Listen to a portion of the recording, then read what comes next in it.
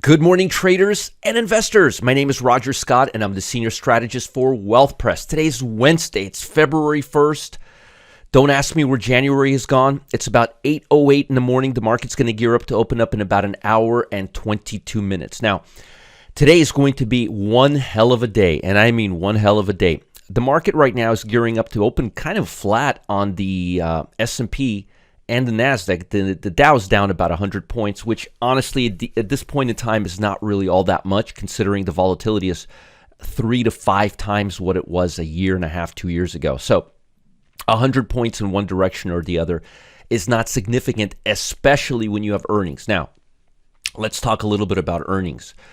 So yesterday, after the market closed, you had AMD, you had Boston Properties, you had Caterpillar, Corning, Life Science, Electronic Arts, Exxon reported yesterday.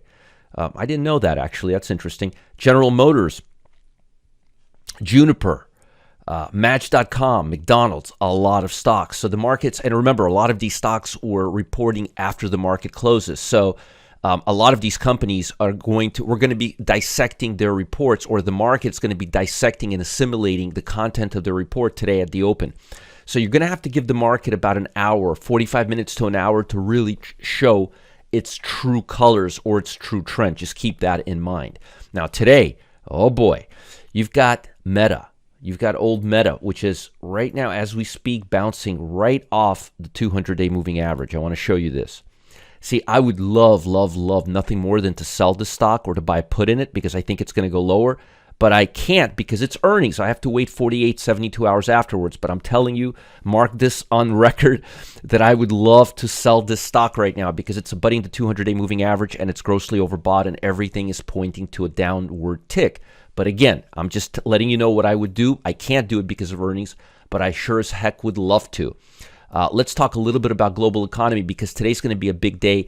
And actually, today's not just going to be focused on earnings. It's also going to be focused on the bond market. Why is it going to be focused on the bond market? Because the Fed is speaking and the Fed is making a decision. Now, the bond market right now is hovering right below the 200-day moving average. I'm kind of happy that I didn't sell it because if I did sell it around here, we would just kind of be sitting in a position wasting volatility. At the same time, I wanted to sell it if it would go a little higher. So if for any reason I see the bond market moving up to about the 110, maybe 111 area, we can catch it right after the announcement, and I'll get into all of that in a minute. I would love to sell bonds. So keep your eye on your alerts, and if you see a bonus trade of me selling bonds on TLT when it's above 110, don't be surprised, and don't say it's your first warning because I've been talking about it for quite some time. I've been really selective. We had 5 bond trades in 2022, and all of them were winners because I've been really selective. So I'm looking for my levels. It just happens to be that the resistance level and the 200-day line happen to be right, as you could see. They're intersecting each other. So I want to see if we can get a little pop right after the announcement today. Speaking of announcement, let's talk a little bit about what we can expect today's session, what we're looking out for, and so forth and so forth. So yesterday, the benchmark finished regular session higher. Yes, higher. Fueled by basic materials, consumer goods, and industrial sectors. It was a fairly broad-based rally, if you want to know the truth. U.S. employment cost data increased at its slowest pace in a year, which is very good for the fourth quarter as wage growth slowed. Consumer confidence unexpectedly fell to 1.7%, 1.7 in January as consumers stood to worry about the economic prospects in the near term, which I completely agree with. On the earnings front, look at this. General Motors jumped 8% after fourth quarters. Pulte Group climbed more than 9%. I was showing you the real estate sector and how good it was trending now. Snap plunged 15%. That'll be very interesting to see how that impacts other companies in the related sectors. Today, all eyes are focused on Mr. Jerome. I'm not going to be honest with you till you reappoint me, Powell. He's going to be talking about the first policy meeting of the year. The fact that he's going to raise rates 0.25 is baked into the market by about 98%. And they're bringing the federal rate target to about 4.75. I think it's going to go to 5, actually. The market participants will be closely watching what Mr. Powell says in his statement afterwards. They're going to want to see if he's talking about them stopping for a while and seeing how things go, or there's marked improvements, but we have a long ways to go. His language is going to be very, very, very important. Europe central banks and Bank of England are set to release their latest data tomorrow. They're going to raise by half a basis point. On the positive side, data that shows that inflation in Europe has slowed more than expected in January, which is a very, very positive sign. They need some relief. I'm curious if they're not going to go into a recession. If they're not going to go into a recession, it'll help global economy. It'll tighten up or shore up some of the downside we're seeing from China. Speaking of China, China Composite today closed even higher after a private survey showed that the country's manufacturing shrank in January despite the relaxation COVID-19 curbs. Last I checked, their manufacturing was down 40%. Manufacturing orders were down 40%. That's not good. That reading demonstrates that small companies were still struggling with weak demand and rising COVID infections. The cakes and manufacturing index didn't do so bad. 49.2, weaker than expected, 49.5, but not by much. And in Japan, the Nikkei closed higher after data showed that the country's manufacturing contracted further in January.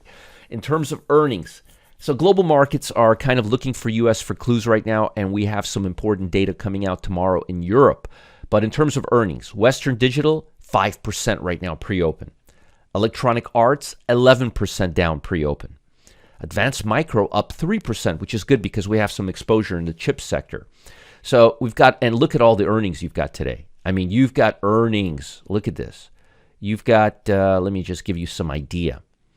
Aflac, Altria, Align, Allstate, American Source, Bergen, Boston Scientifics, that's a company to sell, Corteva, DXC, big medical tech, eBay, Evercore, Fortive, Humana, just tons of stocks. I mean, MetLife, Netgear, Old Dominion, Otis Worldwide. I can just go on and on. This is a chip company that makes chips for the iPad. Raynor, Scott, Miracle-Gro. That's a stock that I'm looking to buy, actually. Looks like a great stock. T-Mobile. And tomorrow you've got Apple. So there's a lot of stocks to talk about and a lot of things going on right now. There's not a lot of stability in the market. And when you add the fact that we're below the 200-day line on Apple, on I was going to write Facebook, on Meta, and overall, I'm going to show you what I'm seeing right now. Look at the QQQ. It's doing everything humanly possible. Those damn algos are doing everything humanly possible to make you guys think that this market's breaking up to the upside or the tech is breaking up to the upside. Folks, look at the RSI. The RSI went up to 7. That's the 10-day RSI. Let me show you the 5-day RSI. The 5-day RSI went all the way to 84. Anytime we hit the 200-day moving average, there's a major danger zone. I'm very skeptical that earnings for tech and all those companies that like Meta and all the other companies like Apple are going to be positive. If you look at, let me show you something. If you look at Apple on a weekly basis, let me just show you Apple on a weekly basis. Look at how it's looking. It's hitting the 50-day and it looks like it wants to go back down. I'm not seeing strong accumulation on Apple at all. This is a weekly data. So when I'm showing you weekly data, it's a probably good to pay attention. This is a distribution. This is not accumulation. And that's on a weekly basis. I mean, this thing made an all-time high at 183, went down to 124, and we're in a downward channel. If you look at it on a daily basis, and you should, we're hitting the 200-day moving average, and we're overbought. Everything is pointing to weaker technology over the near term. As far as the cumulative sectors are concerned, let me just show you something. Technology is down here. Communication services, consumer discretionary came up because they were right, but they're still below the 200-day moving average. Matter of fact, I want to show you guys something. And I've been talking a lot about this, but this is something you've got to see. Information technology, communication services, look at this. 92% of stocks are trading above the 50-day, but look how many are trading above the 200-day. And guess what sector Meta is in? Communication services.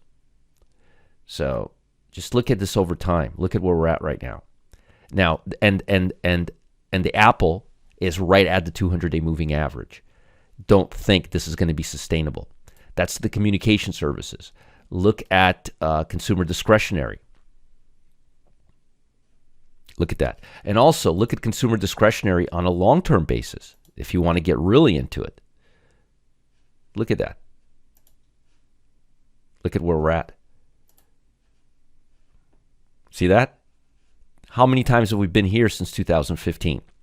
So I'm not very bullish on technology. I also believe, let's look at VIX. Oops, mistyping things here. I also believe we're going to start seeing more upside on the VIX. So I told you guys right around here that it's time to accumulate it. Let me just show you a chart. And I think this is the bottom. I think that VIX is going to start coming up because I think the market segment is ready to go lower, and especially the technology sector. We're still seeing some upside in basic materials, financial, energy, industrial. Those look good.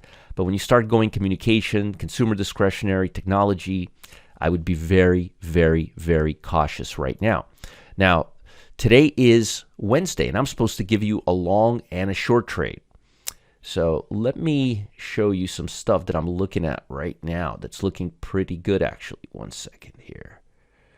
1 second. Let me show you some goodies. Here we go. I want to go to my CSI scan here. Oops. Now, in terms of stocks that are breaking out right now, Lamb Weston is looking really, really good. I told you it would. In terms of other stocks that are looking good, SLB is looking really good. Las Vegas Sands is looking really good. United Rentals is looking really good. Halliburton is looking really good.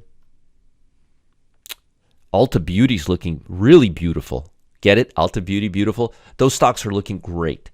Now, in terms of shorts, let me reverse this and take you through the short side. Because trust me, there's opportunities to the downside. Dish is right now at 14.30. I'm pretty sure in the next couple of weeks it's going to go down to 13. That's one stock.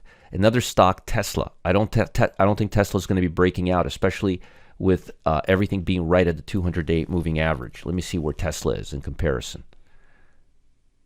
Let me take a quick look here. Tesla can't even get it up to the 200-day line. So Tesla, I would be a seller of Tesla right now, and I would also be selling BAX International. I think it's going to go down all the way to 42, 43. Tesla, BAX, and what was the other one I gave you? Dish. Dish is a dish served cold. Now, before I let you guys go, and remember, we're going to have a Fed meeting today and policy announcement, so it's going to be a very, very big day. Don't go increasing your exposure like crazy, okay? Don't do that. Folks, we're uncovering a big pricing mismatch in the options market that's going to shock you, and I mean shock you. Thanks to this mismatch, even a tiny, tiny little weeny 1% move in the stock could lead to gains as high as 31%, 41%, even 46% in a matter of days. Now, I just held a special presentation to show this pricing mismatch in action and share how to apply it to options. If you love a good deal, then this is something you do not want to miss. Check out Bargain Hunters. Check out this pricing mismatch. I'm so excited about this, I can't even begin to tell you. And it's completely earnings proof safe. It doesn't matter if earnings, it doesn't matter what the stock market's doing. You got to check out this pricing mismatch formula and this strategy and how I apply it to options and how we leverage options for this. You will absolutely love it. This is one of the coolest things I've ever come up with. Follow the link below. Check it out. If you've already seen it, see it again. It's worth it. It explains implied volatility and how implied volatility works better than I've ever seen before. You really need to watch this. Follow the link below. Check it out while it's still online. It's hot. It's red hot. I've got amazing feedback on it. Watch it while it's still there and post some comments in the YouTube channel and I'll respond. Bye, guys. Have an amazing, amazing day. Bye.